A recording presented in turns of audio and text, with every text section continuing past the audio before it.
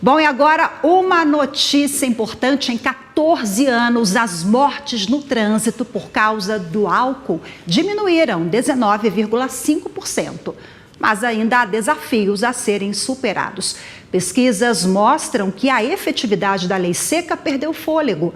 Os dados são do Centro de Informações sobre Saúde e Álcool, o CISA, que é referência nacional sobre o tema. E agora, para a gente entender melhor esses números e avaliar o que pode ser feito na Justiça para ajudar a superar esses desafios, eu converso ao vivo com a doutora Roxane Ponzi, que é especialista em trânsito. Bom dia, muito obrigada pela presença da senhora aqui, pela participação. E eu queria falar sobre esses números, né? Como é que a senhora avalia, como é que a senhora enxerga esses dados? A lei vem perdendo fôlego, a gente ainda tem um caminho ali para manter essa chama acesa de conscientização, doutora? Muito bom dia, Rafaela. É um prazer conversar com os telespectadores aqui do programa e falar sobre um tema que me apaixona, que é justamente o direito de trânsito e o trânsito no geral. Estamos comemorando 18 anos da Lei Seca, ou seja, uma maioridade, né? E já podemos, então, fazer uma análise mais aprofundada desses dados. Não sei se dá para a gente dizer que ela perdeu o fôlego, que a lei seca tenha perdido o fôlego.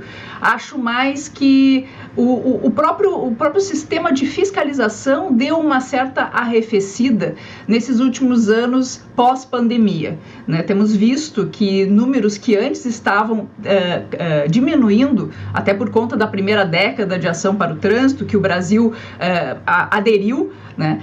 A partir de 2020, a gente já começa a ver uma curvatura ascendente nessa questão das mortes no trânsito. E óbvio que a fiscalização do álcool e direção, ela está intrinsecamente ligada a essa questão que envolve esse resultado final de aumento do número de vítimas fatais, né, ou até lesionados no trânsito, por conta da gente conseguir talvez entender que a punição não esteja sendo tão certa, talvez como era lá nesses primeiros anos. Perfeito, interessante essa observação da senhora, né? Olha, não exatamente, ela não perdeu força, mas de repente a fiscalização precisa ser mais efetiva, né, no âmbito, em todas as esferas, municipal, estadual, aqui na União, né? Importante a reflexão. Agora, doutora Roxane, a senhora que é especialista no tema, já se debruça a esse assunto há alguns anos. Nós temos um perfil desse motorista? A incidência é maior em homens ou em mulheres? Quais os tipos de veículos envolvidos? Claro, em linhas gerais, né? É interessante porque o que a gente pode constatar desses números é que a esmagadora maioria dos autuados, dos infratores autuados, são do sexo masculino. 91% das pessoas autuadas por beber e dirigir, ou então por se recusar a fazer os testes, são homens, né? E mais, são homens da faixa dos 30 a 39 anos. Né? Eu diria assim que dá para a gente ampliar até um pouquinho mais, dos 30 aos 50 anos. A gente nota uma mudança de comportamento das novas gerações, ou seja, depois de 18 anos, né, de uma lei revolucionária, dá para se dizer, de uma das mais modernas do mundo, como esta do Brasil, a gente nota que isso já gerou um impacto nas novas gerações. Né? Os números de autuados de 18 a 29 anos é muito pequeno comparativamente àqueles condutores mais velhos. E isso talvez seja a maior prova de que uma legislação combinada com fiscalização, até com uma educação para o trânsito ainda muito tímida, ela é capaz sim de fazer uma mudança de comportamento. Além disso, a gente consegue identificar que boa parte dessas autuações, elas acontecem em veículos, né, automotores, e aí seguidos de motocicletas, e um outro dado que é muito interessante: o aumento de autuações por recusa supera e muito aqueles que se submetem a fazer o teste do etilômetro, ou então que sejam autuados por termos de constatação de embriaguez.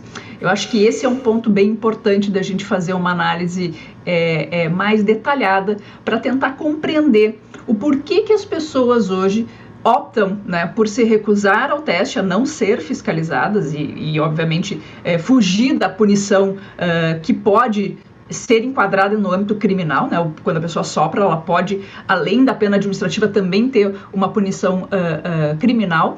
Mas por que as pessoas estão fazendo essa opção? E será que efetivamente eu poderia dar às pessoas esse poder de decidir como elas serão fiscalizadas e punidas? Eu acho que a gente tem que começar a pensar nisso, né? Temos uma necessidade de aprimoramento dessa legislação para que efetivamente, né, eu tenha um Estado forte, um agente de trânsito bem treinado, né, uma certeza de punição e que eu realmente, né, tire das ruas aquele condutor que bebe, dirige, que esteja com a capacidade psicomotora alterada em função da ingestão de álcool ou até de substâncias psicoativas. Doutora Roxane, eu vou pegar o gancho agora dessa sua reflexão. A senhora acha que já existe um senso comum de que eu não posso produzir provas contra mim? Eu não posso, não. Eu tenho essa prerrogativa, né, de não produzir provas ou ficar calado lá na questão criminal. Então, essa máxima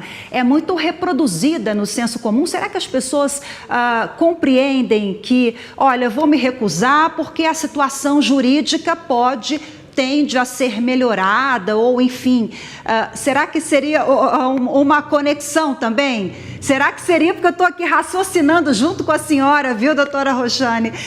Porque a gente se pergunta por que esse índice é muito maior, realmente intriga, né? Então, o direito de não produzir prova contra si, ele é uma previsão constitucional, né? E ela é válida, especialmente para o âmbito criminal. Aliás, foi isso que o STF disse na ação direta de inconstitucionalidade, que analisou o artigo 165A, que é o artigo que prevê a punição por recusa. Na verdade, o que o STF, assim, resumidamente, disse? Que o princípio da não autoincriminação, ele é válido, ele está em vigor e ele serve apenas para, né, as implicações criminais dessa conduta de beber e dirigir. Ou seja, para o âmbito administrativo, né, aquele que se recusa ao teste, ele vai sim receber uma punição, uma multa lá de quase R$3.000 e mais a pena, né, restritiva de direitos, que é a suspensão do direito de dirigir por 12 meses. Então, o direito da não autoincriminação não foi revogado, né? Ele existe, o cidadão tem o direito de não produzir essa prova do ponto de vista criminal, mas ele acaba não fugindo da punição administrativa. E vou lhe dizer, assim, bem a verdade, Rafaela, eu acho até que muitas vezes a punição administrativa consegue ter um caráter mais dissuasório do que uma punição criminal, né? Ou seja, ficar 12 meses sem CNH, para muitas pessoas, realmente faz essa reflexão. Agora, o porquê que as pessoas estão se recusando e estão, né, dá para se dizer, se escondendo atrás do princípio da não autoincriminação, talvez a gente precise aprimorar a legislação de tal maneira que eu possa efetivamente punir aquele que está com a capacidade psicomotora alterada. E por que eu digo isso? Porque no momento em que algumas pessoas bebem uma quantidade muito pequena de álcool e se sentem capazes ainda de dirigir, quando elas são submetidas a uma fiscalização, elas, por medo, né, muitas vezes não sopram, porque elas não sabem quanto de álcool tem circulante no seu corpo, né, que pode acusar no bafômetro, elas se recusam e aí sim, né, assumem o risco dessa punição administrativa, como eu disse, que muitas vezes ela é tão pesada, né, para aquela pessoa do que necessariamente as implicações criminais. Agora, é uma infração gravíssima, né, doutora Roxane? Quase R$3.000 ali que a senhora falou, e aí se não tiver um outro condutor, o carro é apreendido. Ainda assim, a gente vê que os números assustam. A senhora já adiantou um pouquinho aqui ao longo do nosso bate-papo, mas quais são os gargalos e os desafios? Pegando agora o finalzinho da sua resposta, talvez uma punição mais rigorosa, uma educação, uma conscientização para fazer esse motorista refletir também? Olha, com 18 anos de lei seca, a gente já não pode mais dizer que o cidadão não sabe, né, que existe uma legislação tão dura para aqueles que bebem e dirigem. Mas como toda legislação, né, ela precisa pegar. Acho que a lei seca pegou, mas para ela continuar pegando, precisamos intensificar a fiscalização. A fiscalização sozinha não vai resolver tudo. Ela precisa o complemento da certeza da punição. Então, o que eu preciso hoje no sentido de aprimorar, né, os resultados dessa lei seca e ela não perder o fôlego, como o estudo sugeriu? Eu preciso incutir no cidadão a certeza de que, se ele beber e dirigir, ele vai ser objeto de fiscalização de trânsito, ou seja, a primeira esquina que ele dobrar, ele corre o risco de se deparar com uma blitz. 2, após ser autuado, ele vai ter um processo punitivo justo, transparente e efetivo. Eu acho que esse é o grande ponto. Ele tem que ter a certeza de que uma vez que ele infringe a legislação, né, e coloca em risco a vida dele e de outras pessoas, ele vai sim cumprir essa punição. A pena pecuniária, que é, como eu te disse, quase R$3.000, mais os 12 meses de suspensão. E mais, se ele tiver uma quantidade de álcool suficiente para o enquadramento em crime, que é 0,34, ou então tiver sinais, né, de embriaguez, de alteração da capacidade psicomotora, ele também terá, né, a acusação, então, do Estado do ponto de vista criminal. Ou seja, ele responderá pelo crime de dirigir sob influência de álcool. Então, acho que o principal ponto que a gente tem que ter em mente é que fiscalização, certeza da punição, e aí vem a outra parte, né, que eu digo que é onde a sociedade faz a mudança, né, do comportamento do outro. É trabalhar as campanhas de educação para o trânsito, e elas não podem ser só no Maio Amarelo, elas não podem ser só lá na Semana Nacional de Trânsito ou quando temos datas comemorativas, ela tem que ser permanente. Nós não ensinamos uma população inteira a lave as mãos, use a máscara, né? Mantenha o distanciamento na época da pandemia, e em tão pouco tempo, por que a gente não faz uma lavagem cerebral para hoje, né, as pessoas compreenderem que beber e dirigir é uma das condutas do trânsito mais graves que podem gerar, né, um resultado realmente muito danoso, tanto para a própria pessoa quanto para os demais. Doutora Roxane, o resultado danoso, né, a gente tem que frisar mais um pouquinho também que se esse condutor que bebeu provocar um acidente ou até a morte ali daquela pessoa, a situação realmente é mais agravada, né? Com certeza, ali por prisão até muitos anos. Então, quando a gente fala de crimes de trânsito, por exemplo, nós temos tão somente a previsão no Código de crimes do tipo culposo, ou seja, sem a intenção de matar. Então há também toda uma discussão sobre a possibilidade de se enquadrar no dolo eventual, ou seja, não assumir o risco, né, do resultado, aquele que faz a ingestão de bebida alcoólica e comete um crime, ou seja, um óbito no trânsito ou até uma lesão corporal. Isso é um agravante. Então, se, por exemplo, no homicídio culposo eu tenho de 2 a 4 anos, né, quando eu faço a ingestão de bebida alcoólica, eu tenho essa agravante que eu passo de 5 a 8 anos mais suspensão e multa, né?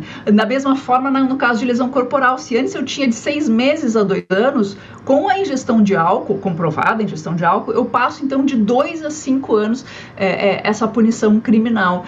Então, Esse também, eu diria, Rafaela, que é um outro desafio, né? Hoje a gente, infelizmente, tem essa sensação de impunidade para aqueles que bebem e dirigem, porque a legislação ainda é muito entruncada, né? Existem muitas possibilidades da pessoa não cumprir, né, a pena de maneira privativa de liberdade, né? Muita gente diz, eu mato no trânsito e tá solto por aí. Acho que isso a gente precisa, sim, aprimorar. Mas nós já temos legislação hoje que impede, por exemplo, a possibilidade de arbitramento de fiança pelo delegado na hora que a pessoa for presa for flagrada, né, cometeu um homicídio no trânsito e que fez uso de bebida alcoólica. Então a gente está evoluindo, né, esperamos que o nosso Congresso Nacional consiga também fazer esses ajustes finos na legislação para que a gente possa ter mais efetividade. Agora, além, né, dessas implicações criminais, a gente pode também falar do âmbito administrativo, né, que elas podem ser cumulativas,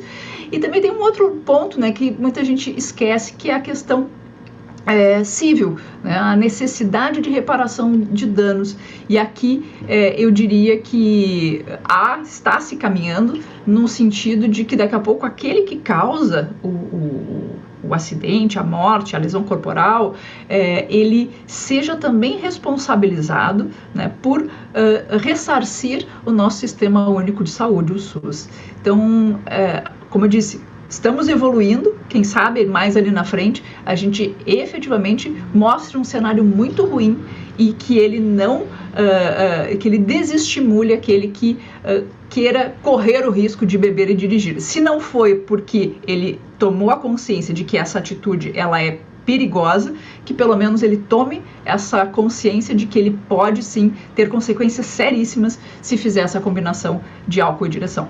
Doutora Roxane Ponzi, que é advogada, especialista em trânsito, agradeço a sua participação. A gente conseguiu conversar bem, né, sobre as 3 esferas, civil, administrativa, criminal. Agradeço a sua disponibilidade com uma linguagem simples, acessível.